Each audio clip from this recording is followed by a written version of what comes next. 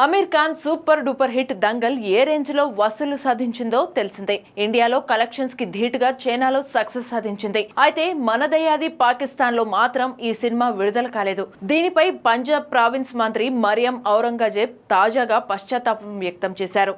తాను సమాచార శాఖ మంత్రిగా విచారించదగిన విషయం ఏదైనా ఉందంటే అది దంగల్ సినిమాను నిషేధించడమేనని అన్నారు.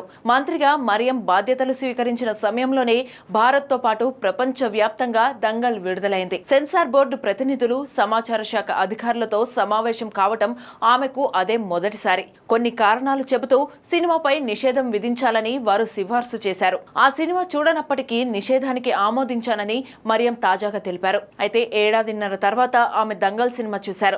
తన నిర్ణయం తప్పని అప్పుడు గ్రహించానని, అమ్మాయిలకు ఎంతో స్ఫూర్తిదాయకమైన సినిమా అది అని మరియం తెలిపారు. పాకిస్తాన్ లో దంగల్ సినిమా విడుదల కాకపోవడంపై అమీర్ సైతం ఇటీవల ఓ ఇంటర్వ్యూలో స్పందించారు.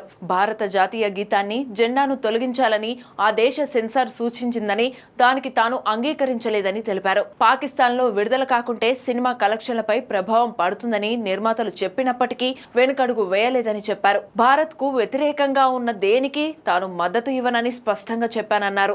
నితేష్ తివారీ దర్శకత్వంలో 2016లో విడుదలైన దంగల్ సినిమా మహావీర్ సింగ్ ఫోగాట్ జీవిత కథ ఆధారంగా తెరకెక్కింది.